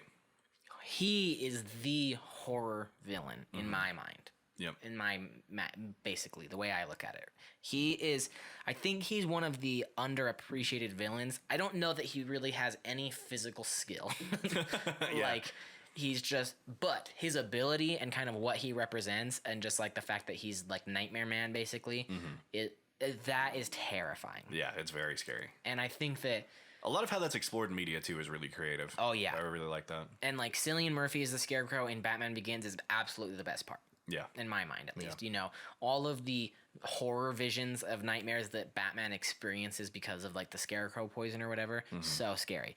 Those levels are fucking annoying in the games, but they're very cool. Oh, I love those levels in the game. They are annoying, but they're so fucking cool. Right. I mostly like like the whole build up to that level in Arkham Asylum is just like just fucking with you. Yeah. And I love that. They do that a couple times in the game. It's like some of my best horror representation in games. I feel like he's like Mysterio almost kind of to Spider-Man, but just the fact like that hallucinations. But the fact that it's purely like a nightmare, fear induced, is so damn scary. And it matches Batman really well. Very well. And he just looks, I just like that no matter what, the fact that he's like, I feel like that's a good version. That's a good props to Christopher Nolan's, is like taking a character like Scarecrow, and it's like a Scarecrow can obviously be made scary. It's kind of like an evil clown, like. Yeah. But the fact that you can balance it, where it's like he looks, I get that he's wearing a Scarecrow mask, but he's also just wearing, the rest of him is like a regular suit. He kind of looks like one of the home invaders and the strangers. Like that is so fucking scary. Yeah, he's real freaky looking. Just a bag over his head. So number 2 for me, Scarecrow. Very nice. Very nice. Let's see Paul Allen's card. All right, number 2. Number 2, Poison Ivy. Ooh, okay. I love Poison Ivy. She has such a cool... Honestly, a lot of times she kind of comes out not being a villain, but she starts as one always. For sure. But just her whole fucking vibe is just awesome.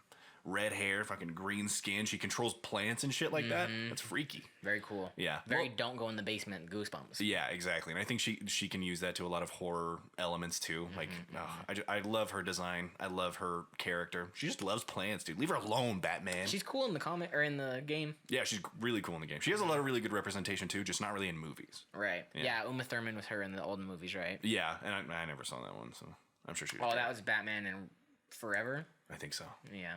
I haven't. That's the Val Kilmer one, right? Yes. Okay. Yeah, I haven't seen that one for a long fucking time. Bad movie. But I'm pretty sure it is Uma Thurman. Yeah. Yeah, I love Poison Ivy. I think she's so cool. I would love to see a new Poison Ivy. Who would you pick? Damn, there's actually a lot. Dakota Johnson would be really good. Oh, that's it. Yeah, exactly. Easy. Yeah. Dakota Johnson would be a fucking awesome. Yeah, that's kind of where the list starts and ends. Because I feel like you've got your other obvious redheads, and they're all great actresses, don't get me wrong, but I don't know if any of them should be Poison Ivy necessarily. I think Dakota Johnson matches that, like, perfect balance. It's like the Zoe Kravitz to Catwoman pipeline. Exactly. It's like a perfect fucking choice for a Perfect. cat. Doja Cat. Fuck, dude, that would be so cheesy and hammy, but oh my god, I would love that. It's fucking ridiculous. Like Amy Adams. Okay, she's got red hair, and she's an amazing actress. Yeah, she would be fine. But I don't think she should be Poison Ivy. I agree. I think Dakota Johnson's got to be Poison Ivy. Jessica Chastain, she's also a redhead. Also could be great. Also a great actress. Yeah. Not for me. Dakota. I'm sorry, it's a no from me, dog. I'm trying to think of any other redheads. Holly Watson, my mother. she has red hair. She has red hair. Yeah, no. Poison Ivy's very cool. Thank you. Down here, you got any honorable? Should we do any honorable mentions? Yeah, I'm just gonna be totally upfront. Revising this list, I definitely should have put Two-Face probably in place of Deathstroke. Yeah, Two-Face isn't on my list either. Oh, thank God. Shout out to Two-Face. He is very cool. Especially, dude, Dark Knight. Harvey Dent is probably the best part of that movie for me. I love Harvey Dent. Do you think He's so that cool. there was a Two-Face tease at the beginning of the new Batman movie? With that gang member kid? No, I didn't even think about that. That's kind of what I was By thinking. the way, are they just supposed to be like just like for Halloween, or are they like supposed to be like a certain like? Well, I was villain's like, thugs or are you something? guys supposed to be the Joker? Like henchmen things? No, I think they were supposed to be like a gang, like of just like, it was like a gang initiation thing, but they looked like the Joker. I have a theory, but it's spoilery. All right, we'll save it. We'll save it. Never mind. I feel like they're kind of like the Rorschach Klansmen in the new Watchmen kind of a thing. God, that show's so good. It's a great show. Yeah, Two-Face. Catwoman, we'll throw her in there. We went back and forth about whether she Because really Catwoman counts just as a never villain. really ends up being a villain. Right, That's my only thing. and she's all. Calista made a good point. Catwoman is not a villain. She's just a burglar. Yeah, Like Catwoman's not trying to kill She's never trying people. to kill Batman. She's never even trying to fight Batman. She's trying to fuck. Yeah, exactly. Yeah. No, I don't really consider her a villain. She's like way more of an anti-hero. But shout out to her. Shout out to her. Shout out to her. Shout out to her. Okay. Number 1. Jake.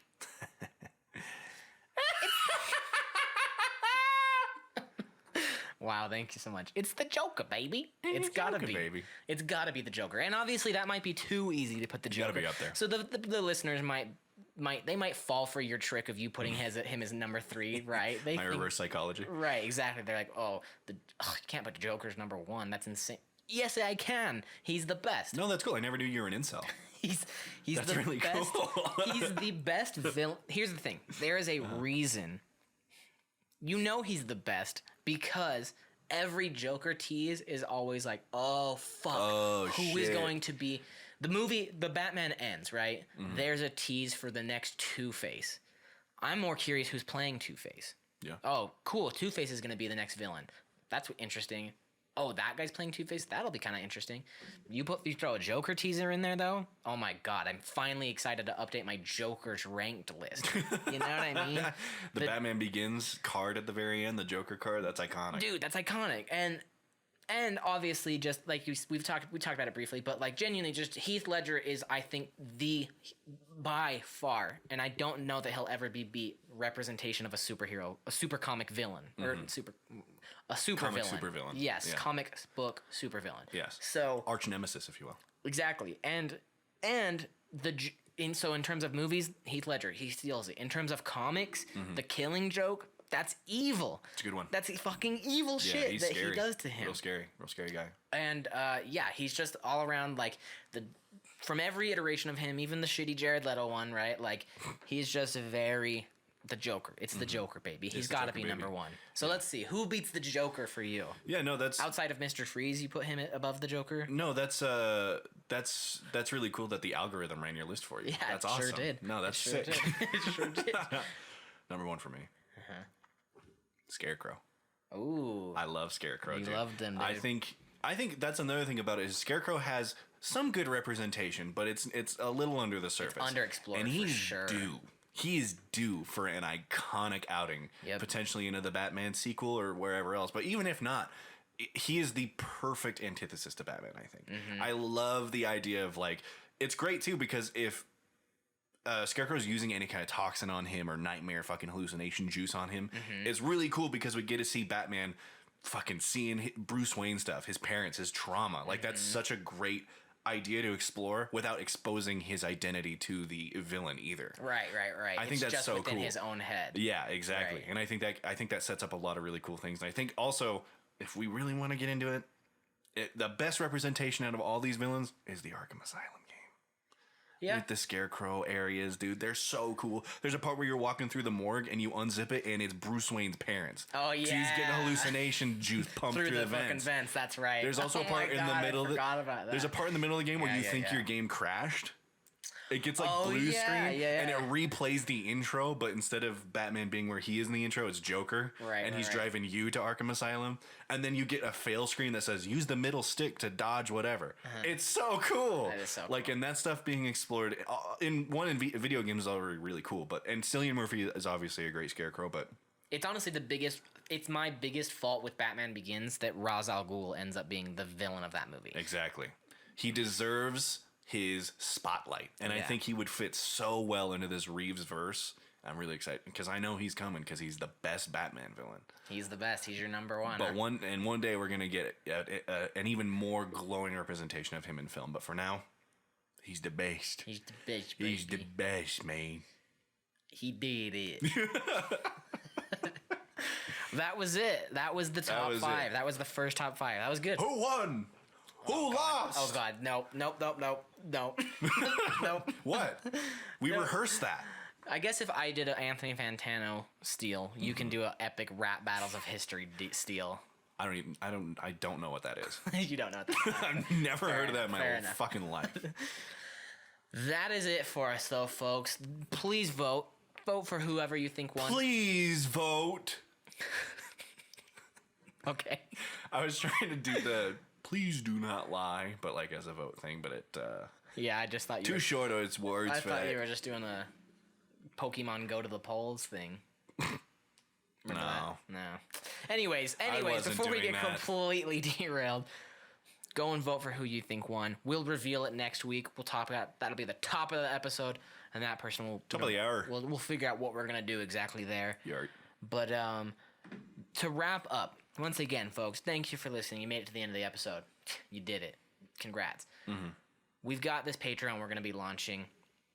Do you have anything that you want to talk about with it? I kind of just want to go over the tiers. Okay, go for it. Let me find it. Also, Jake did a lot of work in putting these tiers together, putting the descriptions and naming them and everything. Put my tears into this. Yes, he did.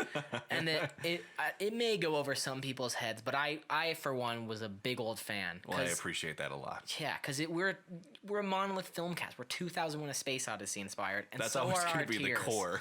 That's the core of our ideology. I kind of want to let people just go read them, but I'll give the names a little shout out. Sure. You can just read the descriptions. We got our $5 tier, Ape. Ape tier. That's the Ape tier. You get a pre-show access. We love you very much. Mm-hmm. Our $10 a month tier. That's our second tier. Bonus episodes pre-show. That's early. our Spaceman tier.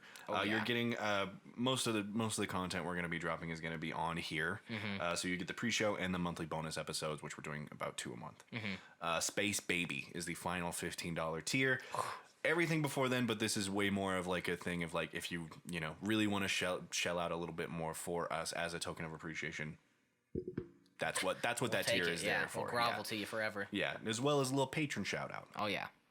But yeah, if I really love for you to read the descriptions of them because I got a little wacky with it.